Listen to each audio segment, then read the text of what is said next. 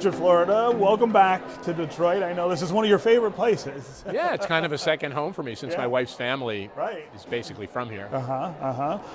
So let's talk about Detroit post-pandemic. We are 2 years or almost 3 years since the bottoming out, I guess, of downtowns. Give me your assessment of Detroit. How are we doing, and how are we doing compared to other cities? Well, look, I mean, remote work has taken its toll on every downtown of any large metropolitan area in America. Overall, across the country, according to the best data we have, downtowns are about 50% back to offices are about 50% filled. That ranges from Austin at the top, which is about 2/3 of the way back, at the very top, and then at the bottom, a place like San Francisco or Los Angeles, about a third, maybe 40% back. From what we know about Detroit seems right about the average.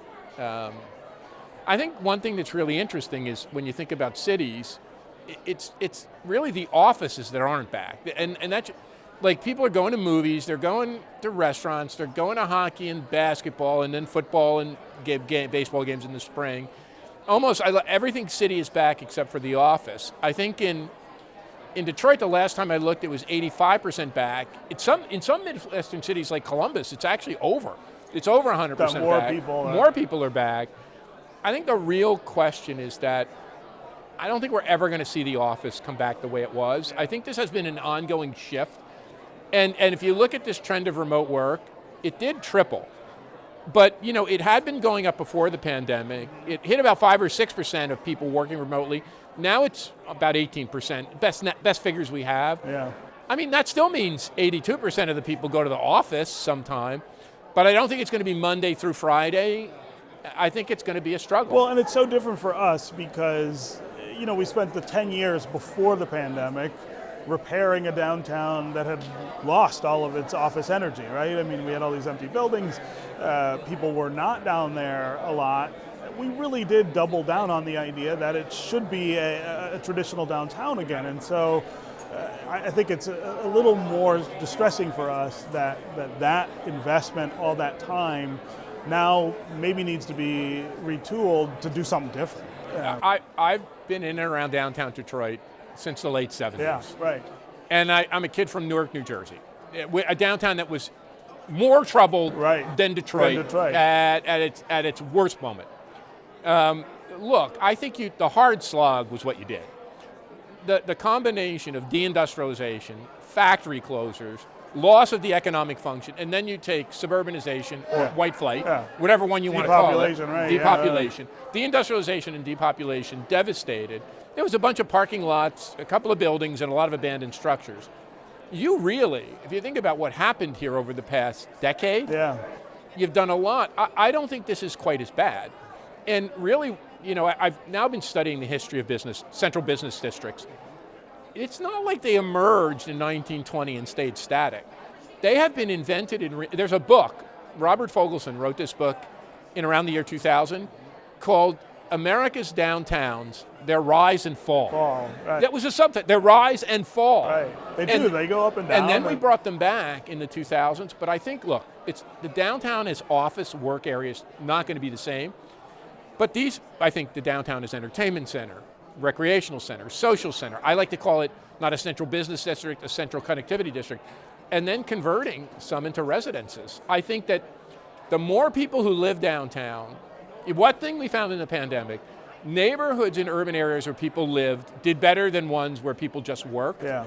So I think our next move is going to have to be creating more live, and the other one is making our downtowns more family friendly, which is going to be another big challenge. Yeah, so that was what I was going to ask, is if you want to repopulate downtowns with residents, the way that we're building right now doesn't really do it. I mean, we're building a lot of 500 square foot studios, those kind of things. If you have children, you want a 2-bedroom, maybe you want a 3-bedroom. We have almost no 3-bedroom apartments being built in downtown Detroit. And the same is in Philadelphia or Cleveland or even, well, not so much Chicago and certainly not New York, but I think that in America, the downtown has been seen as either a place for the young, you know what I'm saying, kind of a hipster person who wants an urban experience, wants to go out, wants to meet other people, have friends, go on dates, or the empty nester whose kids have gone off and want to, get rid of the big house and have a condo or an apartment.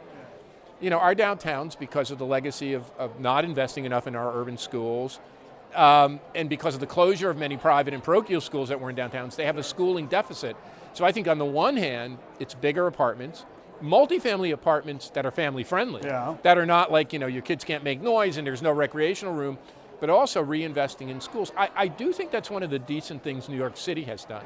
New York City has done a pretty good job, not a great, perfect job, of kind of upgrading schools and at least giving families urban schooling options. I think over time, if you ask me, as we repopulate our downtowns and build more residences, they're not going to be fully repopulated, or they're not going to be balanced unless we can start to get more families back to the urban center. Yeah, well, and here in Metro Detroit, that bumps up against the other real issue we have, which is inclusion, right? Diversity, making sure that, everybody feels like there's opportunity to participate in downtown. With housing, it seems like doubly important. Yeah, and I mean, urban centers bear more cost. One of the things that Detroit has been very good about is trying, not always succeeding, putting a focus on equity and inclusion. Yeah. Whenever I've worked here or advised here, I'd say put equity and inclusion, inclusive development, inclusive prosperity. The statistics are pretty grim. Yeah. Right. Detroit city residents have half the median incomes of their suburban counterparts. Right. I think it's, 27% live in a middle class household versus 40% in the suburbs, and the really daunting one I saw in this Detroit Future City report, 5% of people in the city live in a middle class neighborhood, compared to 6, even if you're less income, 60% of the people in the suburbs live in a middle class neighborhood with the kind of institutions. So the city has more costs. Yeah. It has more poverty, more social services, has to invest more in schools, but I think this is the pivot we have to make as a society, and if we're going to rebuild our cities, either that or we're not going to have cities that function. So we're going to have to, the next step in our cities is going to be, they have to be more than just places for young people and empty nesters, just more for just workforce commuters. They're going to have to be rebuilt as more inclusive communities, with single people, with empty nesters, with workers and commuters, but with families. Yeah.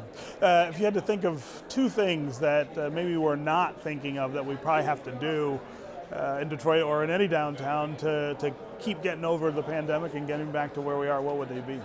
I think just rethinking our downtown, the idea of a central business district, we have to get away from. Yeah. We know this, and if you look at where downtown's growing, it's not just the central business district. It's the Cass Corridor, it's Corktown, it's over near Eastern Market. All these areas, city after city, the downtown has kind of morphed out of the business. The hottest parts of New York, the hottest parts of Chicago are not the center core. They're this adjacent London. They're adjacent neighborhood. So think about not a central business district, but a central entertainment district, a central innovation district, a central what I call connectivity district where people come to connect. The other one I'd say, my mentor was a woman named Jane Jacobs. She wrote her first essay. She wrote many books later. Her first essay she wrote in like 1951, roughly then, over half a century ago. The title of that essay was not Downtown are for offices, Downtown is for business. The title was Downtown is for people. I think that's the key. Downtown is for people. We've been trying that for a half century. Now's the time I think we have to make it a reality. Okay, Richard Florida, always great to have you here in Detroit. Share your ideas with us. Thanks for being here. Thanks for having me. Yeah. You can find more at onedetroitpbs.org or subscribe to our social media channels and sign up for our One Detroit newsletter.